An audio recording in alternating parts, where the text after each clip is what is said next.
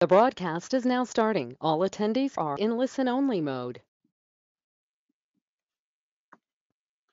All right, we're going to go ahead and get started. Thank you, everyone, for joining us this morning, and welcome to the September California and Nevada Drought Early Warning System Drought and Climate Outlook webinar. Thank you to those that have joined us previously and those that may be joining us for the first time. My name is Amanda Sheffield, and I am the Regional Drought Information Coordinator for NIDIS in California and Nevada. And we host this bi-monthly webinar series with the California Nevada Applications, which is the NOAA RISA team. This bi-monthly webinar series is designed to provide you all, the listeners and the region, with timely information on current drought status, associated impacts, as well as a preview of developing climatic events.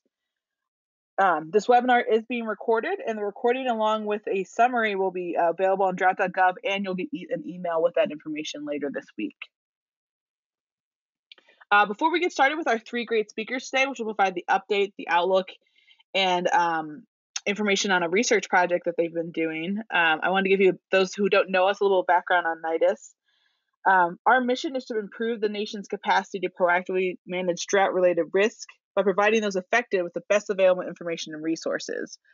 We hope to improve the potential for drought, improve the potential for drought awareness and better prepare for, mitigate, and respond to the effects of drought. We work to improve our understanding of how and why droughts affect society, the economy, the environment, and improve accessibility, dissemination, and use of early warning information for drought risk management.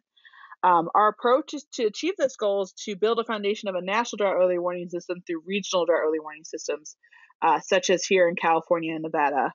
And so these regional systems are networks of partners and stakeholders that share information and actions to help communities cope with drought. So as I mentioned, we have one of these drought early warning systems in California. Activities like this webinar are one of the types of things that we do to utilize our new and existing partner networks, make sure we have information readily available, easily understandable, and usable for decision makers, and help folks like you all and others better monitor, forecast, plan for, and cope with the impacts of drought. Just a few things I wanted to let you know about. Usually we use this time during the webinars for any announcements or things like that. I just want to mention that over the summer, there were a couple different drought.gov stories that I thought might be interesting to you all. You can see the website there above, or you just go to drought.gov and click on news. There's some new soil moisture research results out there. We recently also did a report on drought impacts on outdoor recreation in the Intermountain West, but I think some of the similar results would apply to those in the Sierras and things, where we talked to a lot of those businesses that require snow and water for their recreation during the different seasons of the year. NIDIS's annual report is also up on drought.gov now if you're curious to learn a little bit more about us. And also a 2-pager on one project that we're funding on effective red flag warning, and digging into a little bit how those warnings are produced by the National Weather Service, and information that could help potentially the Weather Service work on and how they release those warnings. And then quickly, I'll just mention a new tool that CNAP is hosting. CNAP is the California Nevada Climate Applications Program. They co-host these webinars with us. Some of you who have watched these webinars before have seen this tool where we track snowpack and water in different regions of the Sierras.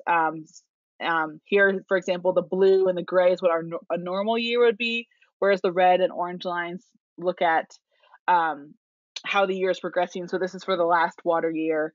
They now have expanded these tools to also include break down the Feather and Yuba reservoirs, as well as Lake Tahoe. So I wanted to point you guys to that site in case you wanted to see more detail as we progress through this winter, as well as a slightly different type of map for the Upper Colorado region. So the reservoirs above the Lake Powell in the system, and including Lake Powell. You can find more details on the site, but I just want to let you know they've updated this, and they've got a great explanation on their site in case you're interested. With that, I'll get us over to our great speakers for the information update and outlook, and the third presentation. First up is going to be Andrea Baer. She's with the National Weather Service Western Region, and she's giving our drought and climate update. Andrea, you there? I am here, yes. Just waiting for control. All right. And just one second here. It's trying. There we go. Hopefully you can see that okay and hear me okay. Good morning, everyone. Let me move this here for us. So as Amanda said, I'm going to give the update for drought and climate status for this crazy summer that we've had. Lots to talk about and little time. So I have tried to corral a whole bunch of information into a few short slides here. This first picture, you've probably seen this picture. It was quite popular back in mid-August when there was a fire-induced tornado in Lassen County, California. And we have since, on September 5th, had 2 more incidents of fire-induced tornadoes. Those were both on the Creek Fire. So kind of a crazy, interesting phenomenon this summer. Okay. Hold on, it is not wanting to move. Here we go. Okay, so let's look at where we're at with the Drought Monitor. If we look back at June, that's when we started the summer, and starting to see degradation up in the northern portions of California and Nevada. As we moved into August, a little bit more deterioration, but bam, as of last Thursday's depiction, it's looking like we are spreading quite a bit of even exceptional drought into Nevada, and definitely extreme drought creeping its way westward.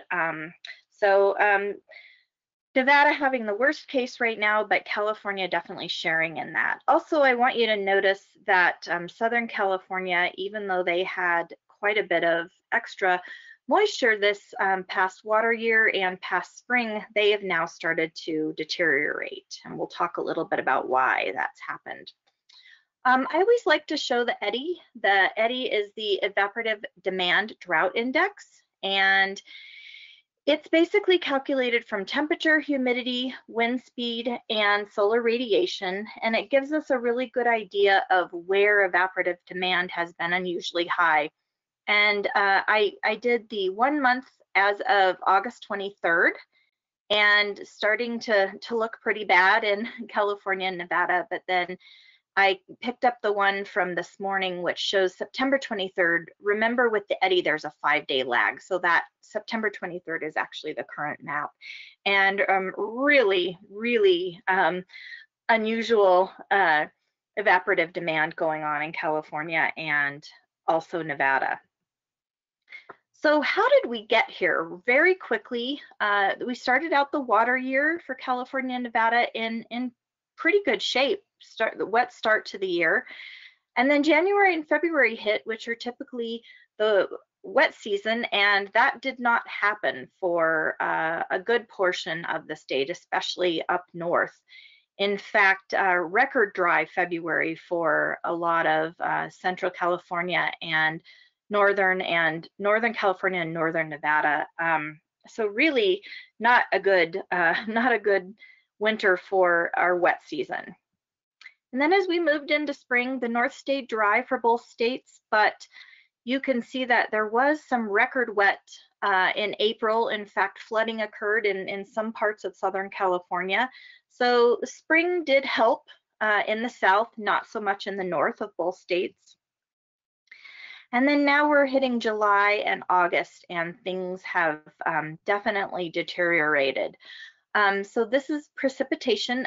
It is deceiving to see those big green areas in California for both of those maps.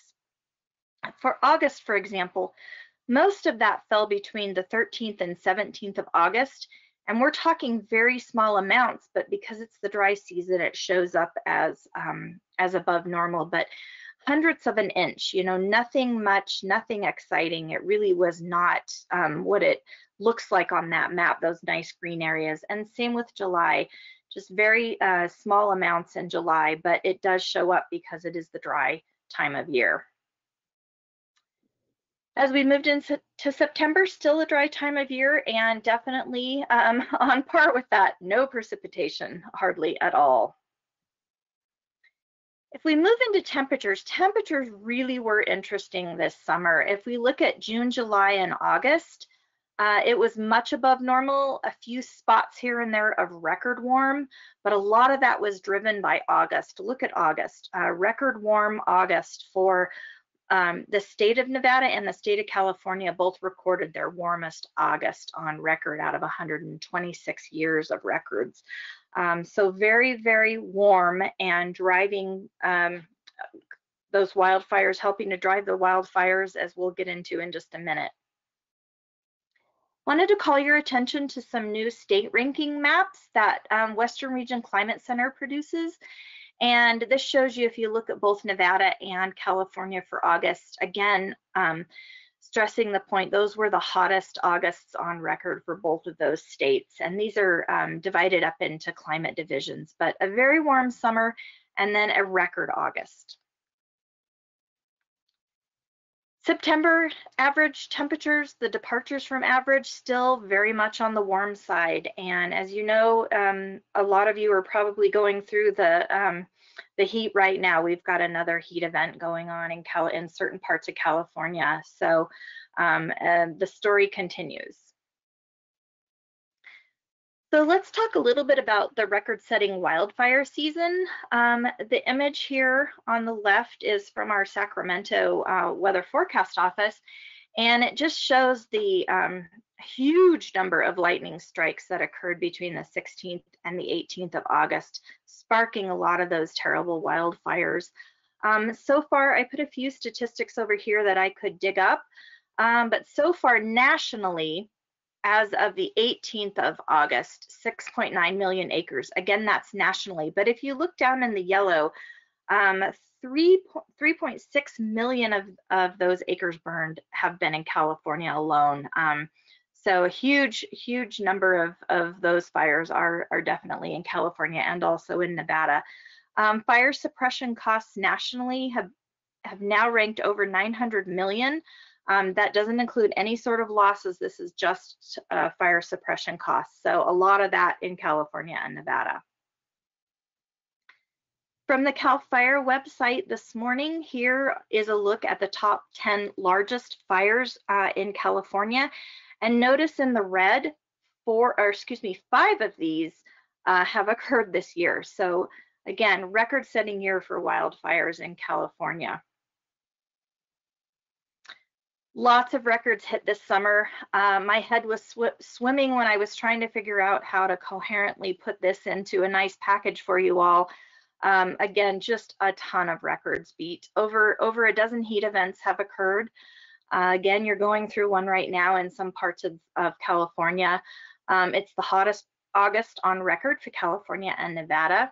Hundreds of daily record maximum and also importantly minimum temperatures were recorded or tied during this summer. Many of those records were broken particularly between the 14th and 16th of August and also a very hot Labor Day weekend. So a lot of those occurred then, but they've been throughout the summer. And then just a few fun facts here. August was the all-time warmest month recorded for downtown Sacramento. A new all-time record high temperature of 121 degrees Fahrenheit was set for Los Angeles County on the 16th. Also on that day, 2 sites in San Luis Obispo County tied their all-time record for that county as well, and that was at 117. So impressive heat. And then all-time record temperatures were set. These were all-time, not for the month, but all-time records for any month. And those were a lot of them in Southern California. Here are just a few: Chino, Ontario, El Cajon, Alpine, Escondido, Idlewild. So lots of different records set, all-time records set during the summer.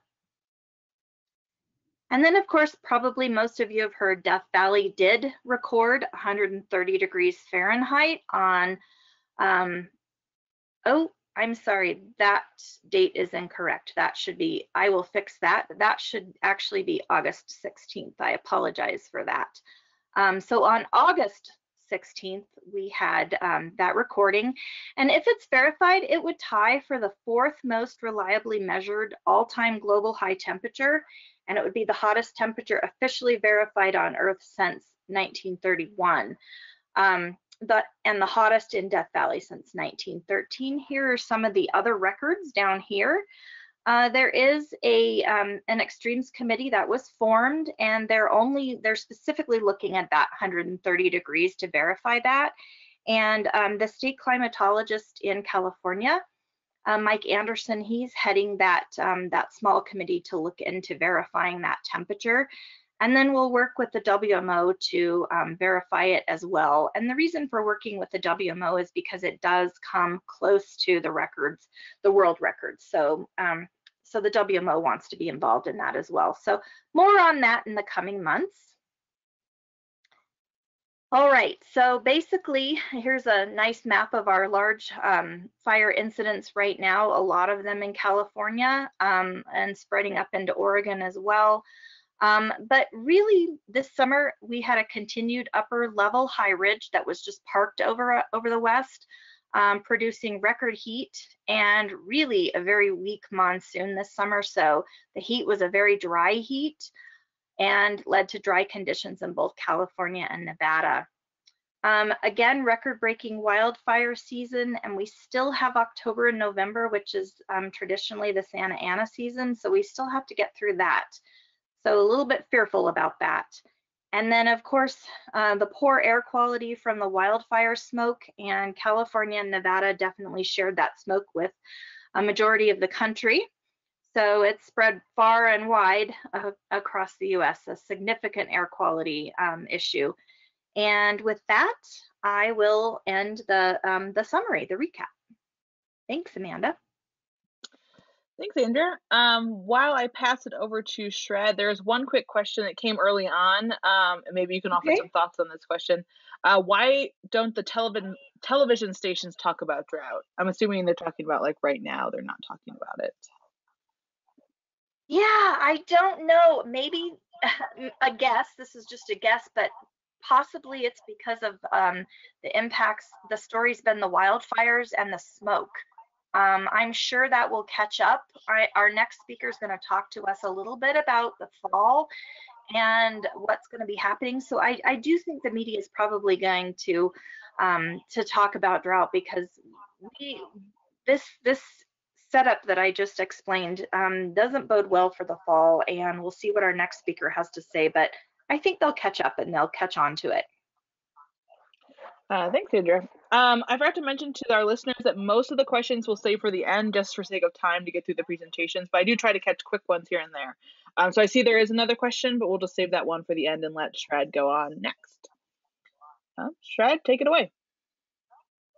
All right, thanks very much. And thanks everyone for joining in, and thank you very much, Andrea, for the great presentation and basically setting up for this presentation very well. So in this presentation, we'll talk about drought and climate outlook. So basically focusing on what may happen over the next winter season. I'm Shred Shukla from the Climate Hazard Center at UC Santa Barbara and CNAP as well. So just in this presentation, we'll start by looking at seasonal drought outlook and focus most of the presentation on the seasonal climate outlook, which is, of course, one of the main driver of the drought outlook. And because we're going into a La Niña year, a lot of the focus will be on ENSO and La Niña and how it's related to rainfall in California and Nevada and so on, and what current latest outlook of precipitation and temperature is in California and Nevada, and then ending up with this summary. So as Andrea had mentioned, the latest US Drought Monitor shows that a lot of the regions in California and Nevada is experiencing drought, in some cases extreme drought as well. And in the center here, we're showing the latest projection on the drought outlook. And this comes from the Climate Prediction Center. And this is valid from September through December 31st. So I wanted to highlight a few things. The USDM, the United States Drought Monitor, current condition is amongst the driver of this drought outlook. So basically, the regions that are currently in drought, they are projected to persist being in drought over the next few months. And we're also seeing some yellow color in the seasonal drought outlook that shows that there is a drought development likely in parts of central and coastal and Southern California. And that has to do with the anticipation of La Niña. I also wanted to mention that the CPC seasonal drought outlook presents this outlook to have a high confidence because of the persisting drought and the upcoming La Nina season. So with that, I'll focus rest of the presentation on the seasonal climate outlook. And as I mentioned before, because we are expecting La Nina in this winter, I wanted to start with some background on what ENSO, which is El Nino Southern Oscillation, is, and also how it relates to global climate in general, and specifically with rainfall in California and Nevada. So just as a brief kind of refresher for us, ENSO describes the natural year-to-year variation in the ocean and atmosphere in the tropical Pacific domain, and usually the Niño 3.4 region, which lies between 170 west to 120 west and 5 degrees north and 5 degrees south region. And the sea surface temperature in that domain is an indication of the ENSO state.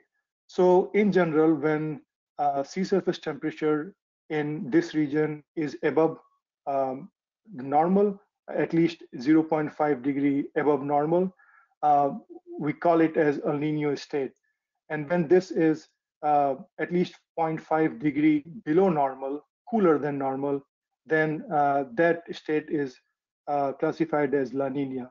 And again, there are different indicators for monitoring ENSO conditions, and CPC designate La Nina or El Nino state for at least, if this state kind of persists for at least 5 months, 5 seasons in a row. So moving on to the typical influence of ENSO on climate. So on the right are 2 maps that show the typical influence of El Nino and La Nina on the rainfall across the world. And I'll focus here on the La Nina condition. And for California and Nevada and much of southern US, the projection is that typically during La Nina, these regions experience below normal rainfall. And again, I think the key word here is typical, meaning that La Nina does increase the chance of drier than normal rainfall season, but there are exceptions. So right now I wanted to focus on the current state of ENSO. So these are 2 maps from Climate Prediction Center again. On the top left is a map that shows the Niño 3.4 sea surface temperature anomalies. And you can see that starting at least about July or so, this Niño 3.4 temperature has been below normal consistently. And as of now, it's closer to -1 degree, which would put it in a moderate category. And on the bottom is a map that shows the sea surface temperature conditions averaged over about last 7 days or so, again, indicating that currently we're experiencing La Nina-like conditions. So that was the current state of ENSO. What about the forecast of ENSO? So the official forecast of ENSO conditions is provided by CPC and IRI. And here's a map that shows the chances of La Nina versus a neutral year versus El Nino happening in the next coming season.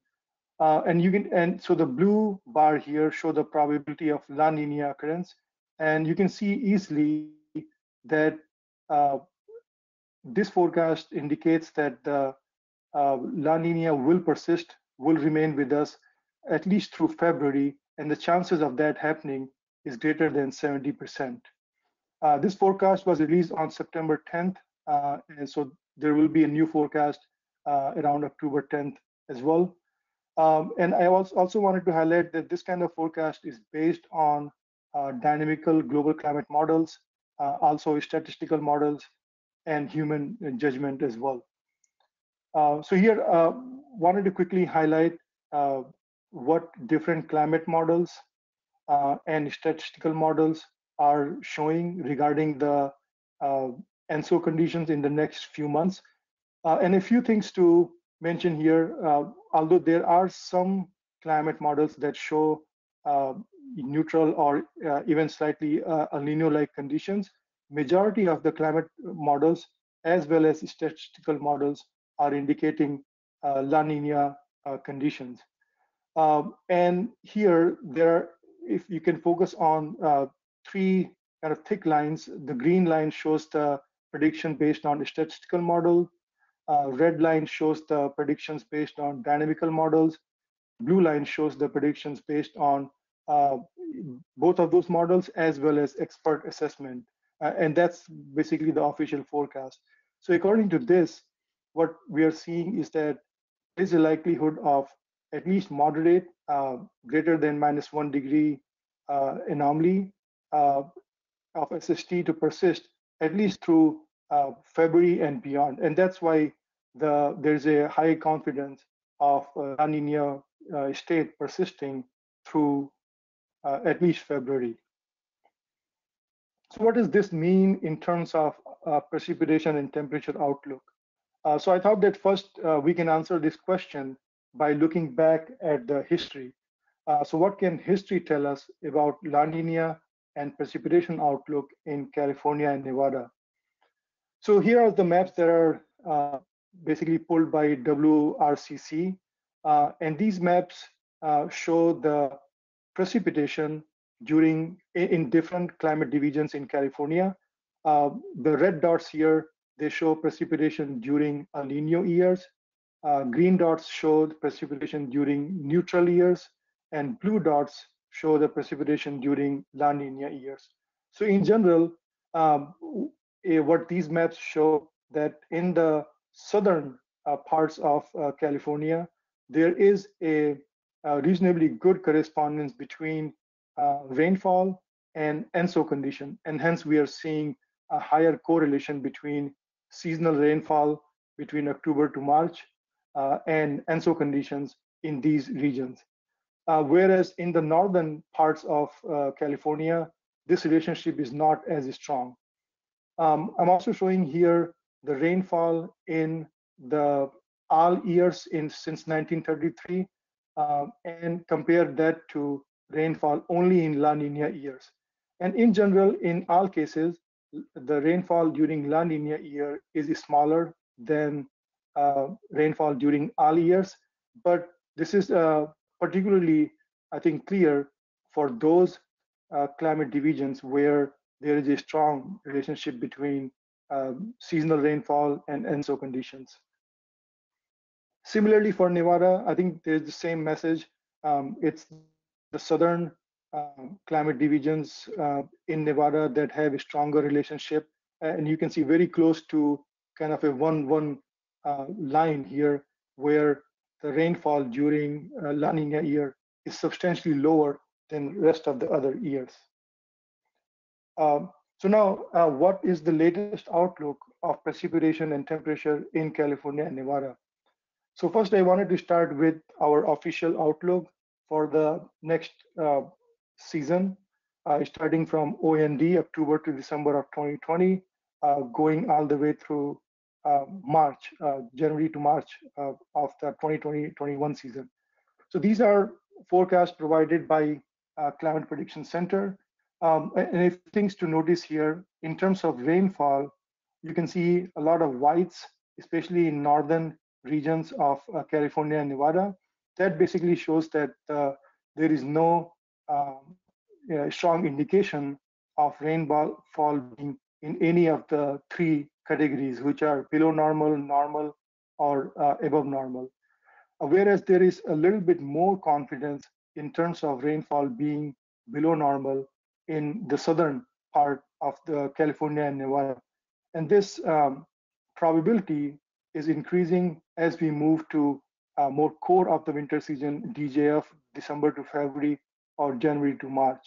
So higher chances of rainfall being below normal during those months. Similarly, for temperature, we see higher chances of temperature being above normal in the central and southern regions versus the northern region. But for temperature, there's more of a chances of above normal almost in the entire region of California and Nevada. Also wanted to share forecasts from global climate models, and I should note that on the top is the forecast from the North American based models, and on the bottom is the forecast from European models. And the North American based models, those forecasts are used by Climate Prediction Center for their assessment as well. So it makes sense to see some correspondence between the North American model-based projection and what CPC Outlook was indicating. So North American multi-model ensemble also indicates higher chances of below normal rainfall in the central and southern part of the region. Again, this probability tends to increase in DJF and JFM season.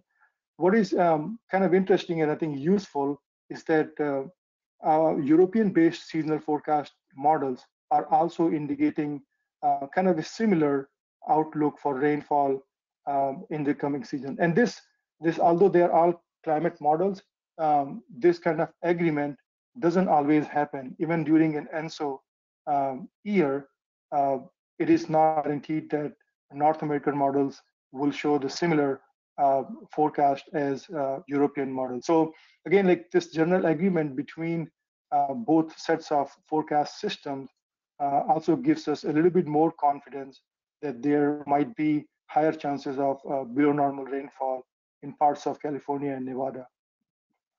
So now, just like again, obvious question. 4-minute warning. Sorry, you had a warning. Okay. Like 4 minute. Sounds good. Sounds good. Thanks.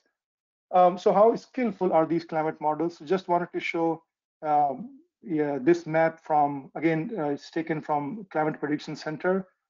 On the top, there is the forecast of precipitation outlook based on North American models, and on the bottom is their skill assessment.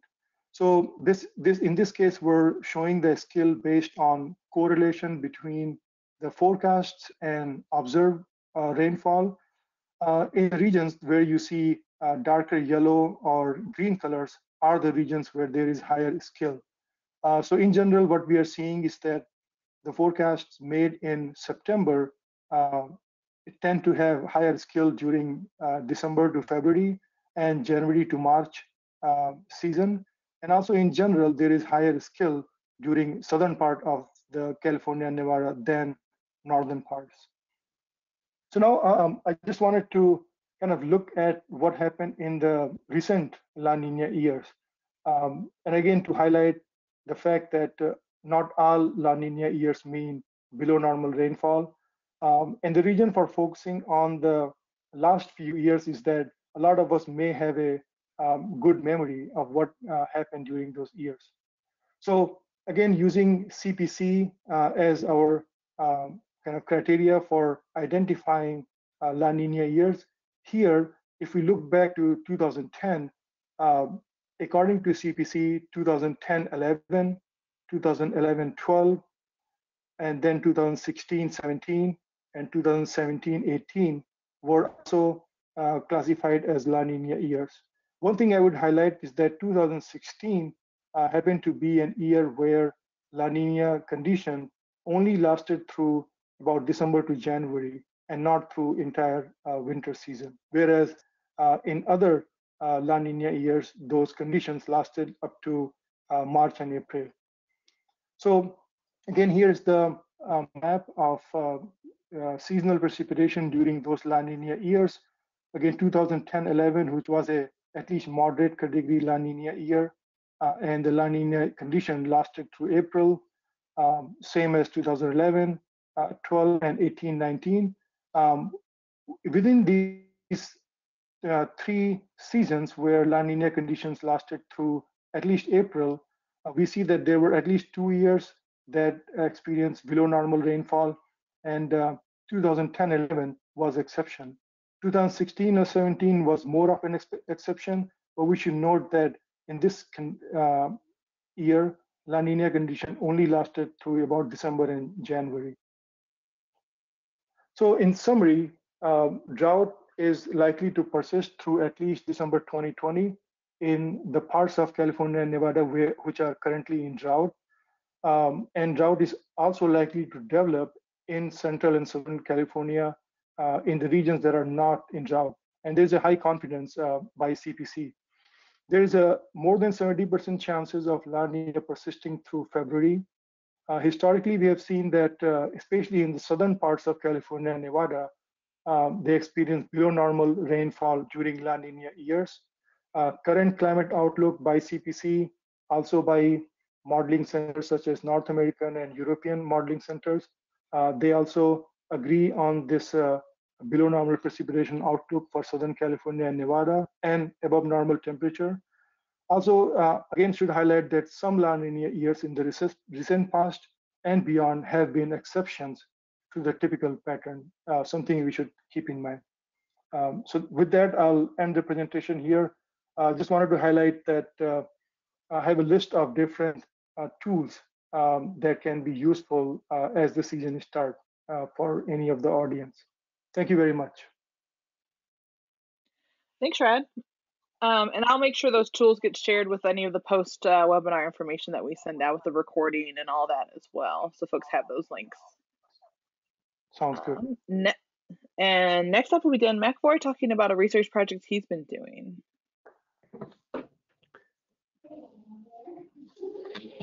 Okay. All right, thanks a lot, Amanda, for that introduction, and thanks to the other speakers. Yeah, so I'm going to be summarizing some results from a recent project that I've been working on. This is funded through a combination of CNAP, which Amanda mentioned earlier, and also NIDIS. And I want to mention my collaborators mostly at Scripps Institution of Oceanography in La Jolla, but also John Abatzoglu helped out on this project a bit. And so, yeah, so the idea here is talking about reference ET and evaporative demand and what that means for drought and wildfire as we move into the future. And I was glad to see that Andrea showed those eddy maps, or the evaporative demand drought index maps, to kind of set this up, because I'm going to be talking quite a bit about that. But I just want to get everyone on board with what evaporative demand is. And so, and specifically reference ET, and this is a physically based formulation of evaporative demand. And this, I use this cartoon over here a lot, and this term, I think Mike Hubbins developed this. He's one of the developers of the eddy index, the atmospheric thirst. So how much water the atmosphere could take up off the surface based on the meteorological conditions. And so with this evaporative demand, or reference ET, it's driven by temperature, wind, humidity, and solar radiation. And so we want to be clear here to distinguish this from actual evapotranspiration from the land surface. And so again, there's no land surface information in this evaporative demand that I'll be talking about. It's only based on the near surface meteorology. With that said, there are very strong feedbacks and correlations between the evaporative demand and what role that has in drying out the land surface through the meteorology. And so when we consider the evaporative demand, we above normal or excessive evaporative demand accumulated over time, combine that with low precipitation, dry summer seasons, low soil moisture, and that's where you get the implications for drought and fire, the increased vegetative drying from the atmospheric conditions, and especially more flammable surfaces for more flammable fuels for fires to burn. And again, so yeah, we saw some of these eddy maps before on Andrea's presentation.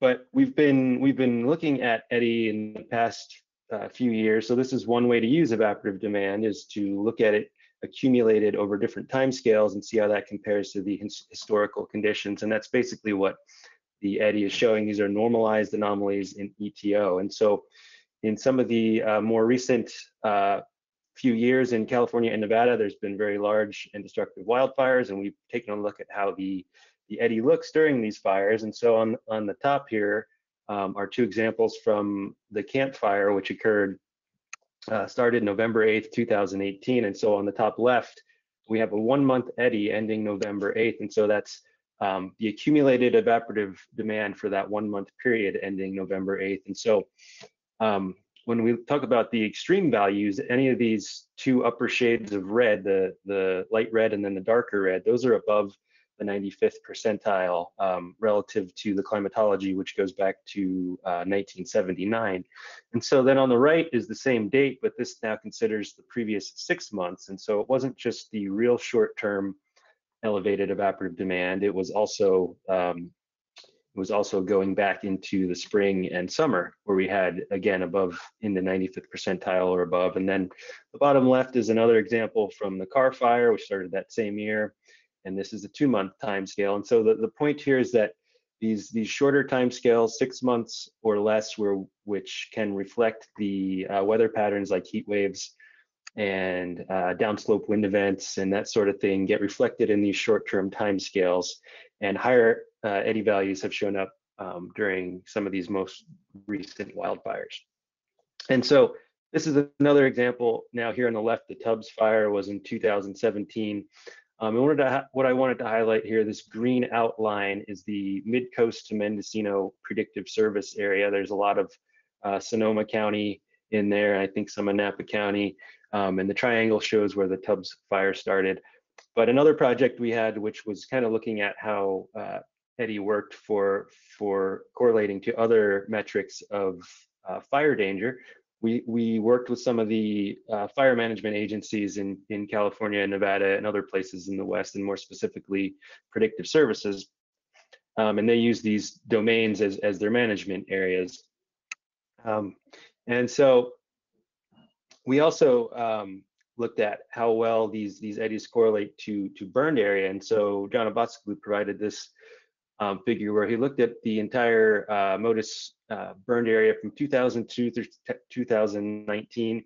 And this is the percent of the area in each PSA that was burned when you had this 2-week eddy that's greater than 2. So this is greater than the 98th percentile. These are the darkest reds. And so we see in several of these PSAs, and the pattern is strongest in Northern California and coastal California all the way down the coast. We see upwards of 25% or more of that burned area occurred at these extreme eddy values. And so when you move the threshold down to say a 95th or a 90th percentile, we see even more burned area. So there is a strong connection between the 2-week eddy and this burned area. And again, the reason, so for the future projections, we did use the 2-week eddy, and I wanted to emphasize that the reason we chose that short time scale is because it captures, it's still sensitive to things like heat waves and wind events, whereas the longer scales, when you kind of get out to 6 months and longer, and even longer than that, you're capturing more of the seasonal and the annual time scales, where we can catch some of the interseason variability in these shorter time scales. And so then the other side of this study is not just fire potential, but long-term droughts that are more related to water resources. And so our last long-term drought, extreme drought, was the 2012 to 2016 or 17 drought, depending on where you were in the region and how you define that. And so this was a multi-year drought. And so this is a map of the 3-month standardized precipitation, 36-month standardized precipitation index.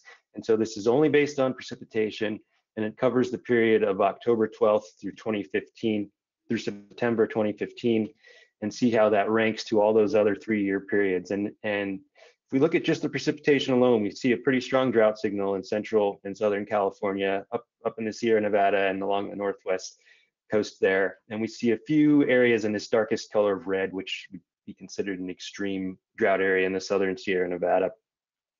However, the precipitation was not the only side of the story in that drought. This was a hot drought.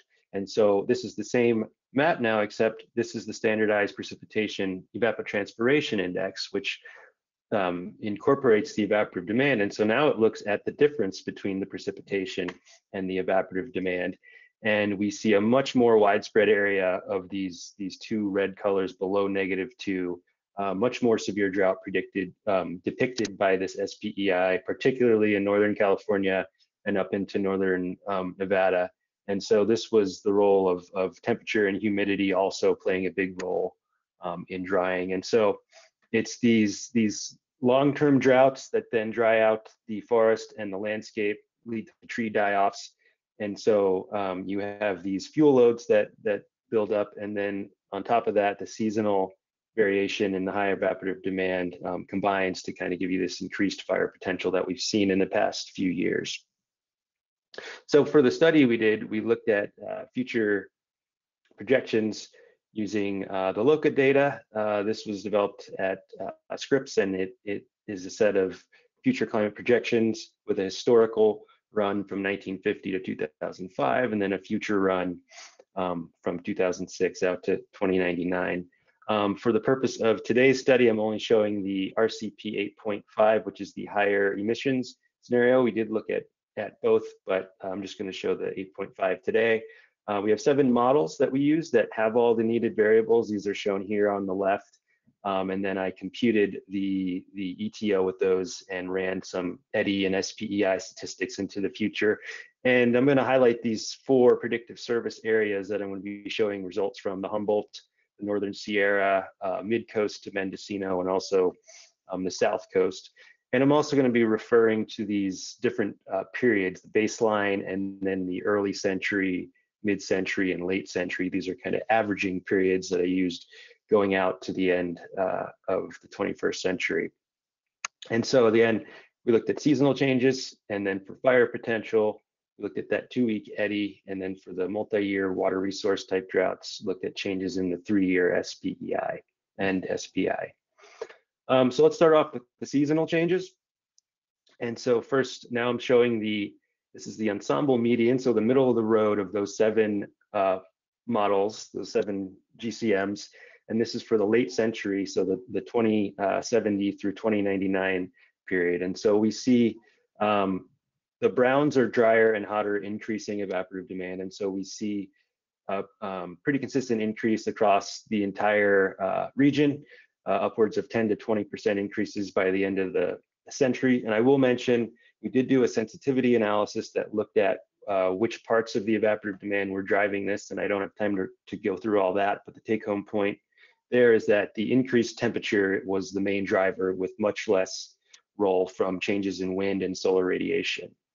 Now the precipitation patterns by the end of the century are quite a bit different. What we see is actually increased precipitation projected over nearly the entire region in the winter, but then drying in the shoulder seasons, in spring and autumn, particularly in the central and southern parts and Southern California, with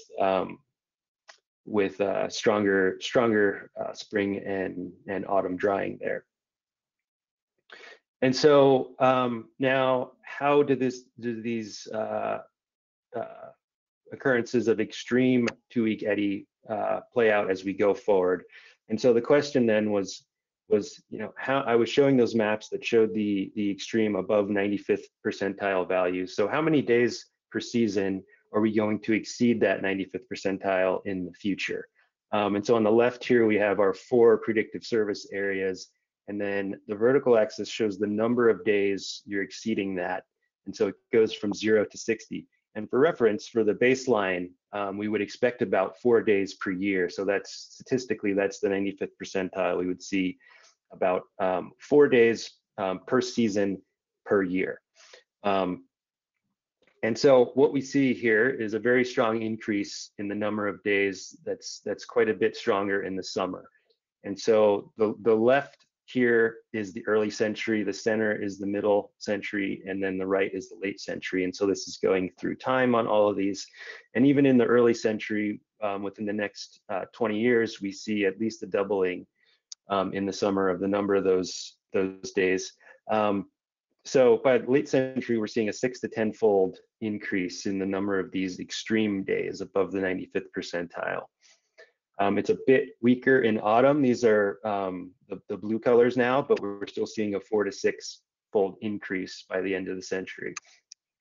And I will say the colored the color circles and triangles are the ensemble median. So that's the middle of the road of all 7 of those models. But we do see some variation and some scatter in these. You know, for example, mid-coast to Mendocino here, the ensemble median is about 30 days, but we see some that are upwards of 60 days and some that are, you know, more like 18 to 20. So, but the median there tells you the middle of the road of all 7 of those models. And so the take home there is that we should expect to see more maps like this into the future. And so I pulled the recent 2-week eddy map for California, Nevada, and again, all the reds, there's 2 colors of red here, the ED3 and ED4. These are 95th percentile and greater. And so what that prior result was showing is that we would expect to see more of this type of map in the summer and autumn as we get into the future, which is greater short-term fire potential. Now, in terms of long-term droughts, what I'm showing here is the historical 3-year droughts from 1900 to 2018, and this is data from that Park Williams provided in their recent science paper that has the evaporative demand going back to 1900 as well as the precipitation. And so the green is the 3-year standardized precipitation index through time, and then the yellow there is the SPEI, which is the difference between the precip and the evaporative demand from 1900 through 2018. And so this is the 36-month, again, the 3-year SPI and SPEI showing the 3-year water year droughts. And then I've highlighted here that 5th percentile. So this is the low end extreme, the dry end extreme of these long-term water resource type droughts. And so we do see variability throughout the historical period. There were definitely some pronounced droughts in the 1930s and the 1950s and 60s. And the thing we'll see there is that those droughts saw a stronger signal in the SPI, so the precipitation signal only, and some of those were cooler droughts, like we see here in the South Coast, where the green is much lower than the orange. However, since about 2000, we've seen a greater separation between the 2 lines. It's a bit subtle on this graph, but you'll notice that in these most recent droughts, the SPEI is indicating more severity than the SPI, and then that's the temperature impact there. And so out of all of these, 3 of these predictive service areas, except for Midcoast to Mendocino, we saw the most severe SPEI value in this 2012 to 2015 drought period. And so now this is kind of a similar exercise, except it's a bit different to the 2-week eddy changes I showed before. So now we're looking at how many years in each future period exceed the 95th percentile. Instead of seasons, we have plotted SPI and SPEI. And again, relative to the historical, we would expect about 4, that should say 4 years total. I'm sorry, not 4 days per year, but 4 years total out of the whole period. And so anything above 4 here on this graph is above the historical.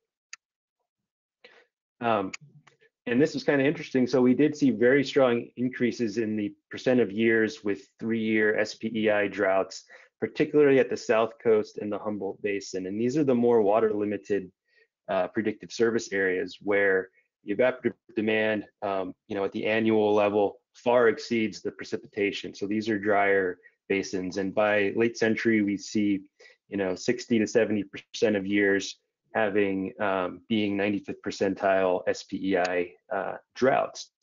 And things look a lot different when you consider just the precipitation alone. We see pretty minimal change. We see some slight increases in just the precipitation driven droughts, but nothing like we see in the SPEI. And the other thing is in the more energy limited, the wetter basins like the northern Sierra Nevada and the mid-coast, We do still see an increase in SPEI, but it's not nearly as strong as what we see in the more water limited basins. And so to wrap things up, the take home messages here are considering our recent fire seasons that have been quite extreme. We've had the elevated evaporative demand at short time scales during the summer and autumn. We have the lingering long-term drought impacts. We had the horrible 2012-2016 drought, tree die-offs in the Sierra Nevada, drying of fuels, dead fuel there. Plus, we've seen some late onset of fall precipitation. And so that all adds to this increased fire potential and perhaps a glimpse into the future fire seasons in the region.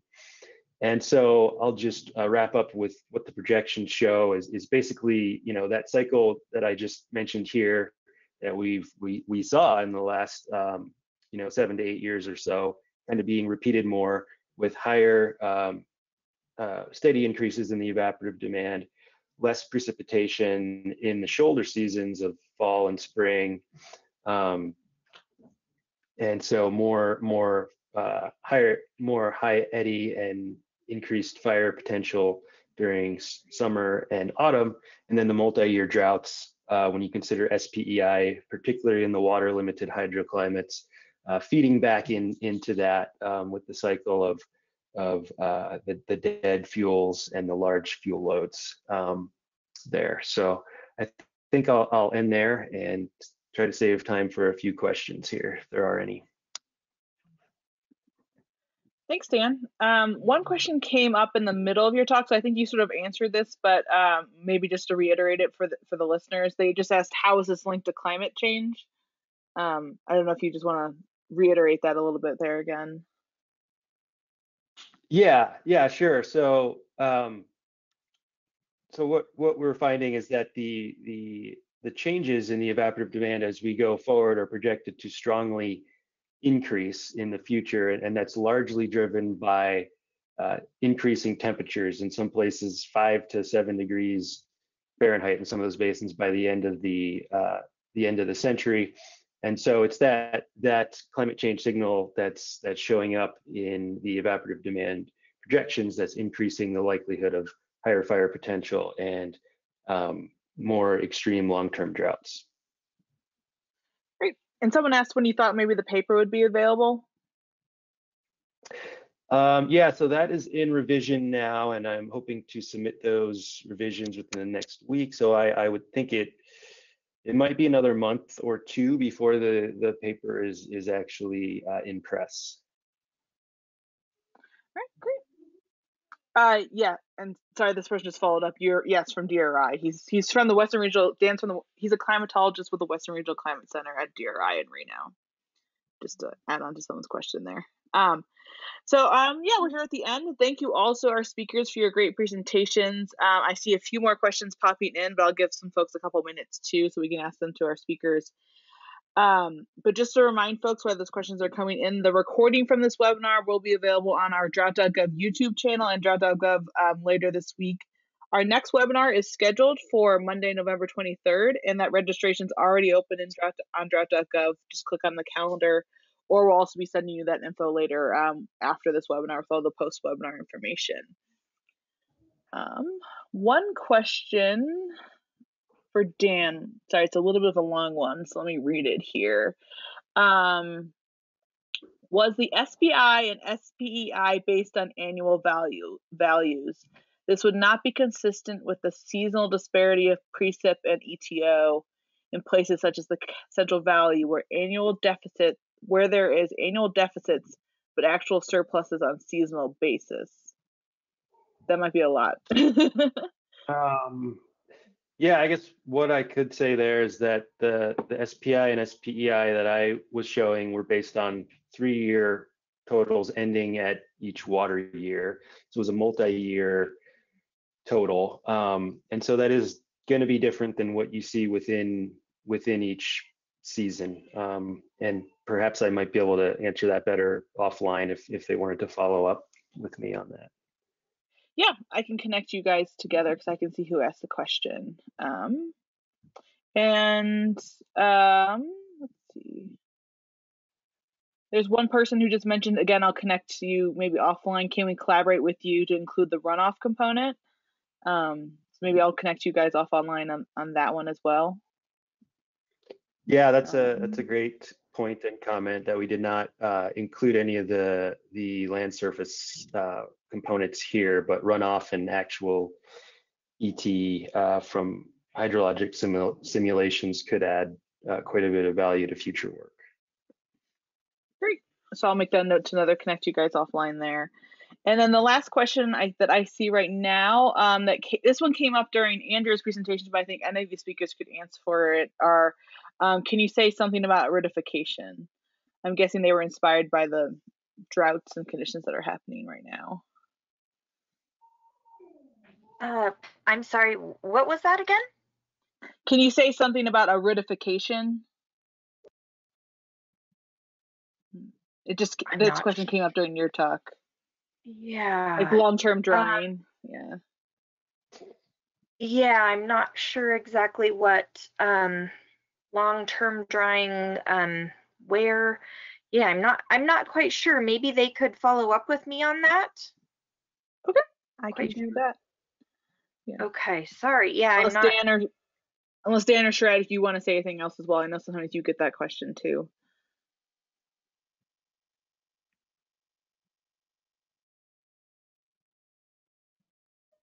Okay, I'll follow up offline with those ones and things like that, especially because we're at the top of the hour here. With that, I'll go ahead and close the webinar. I have a few different listeners to follow up with, or if anyone else has questions about the content or the webinar, feel free to reach out to me or the speakers themselves. And I just want to say thank you again for everyone for joining us. We hope you found this webinar informative. And please contact us if you want more information, I said, on this webinar or also on NIDIS or the drought early warning system that we're up to. At the end of the webinar, when you leave, there will be a post-webinar survey. The responses have been very helpful in helping us keep up with timely topics and the information that you all want to see. So please, if you would have a particular topic, speaker, question, etc., that you'd like answered in these webinars, feel free to let us know. Otherwise, I'll end the webinar there, and thank you everyone for joining us. Thanks, Amanda. Thanks, Amanda. Thanks, everyone. Thank you.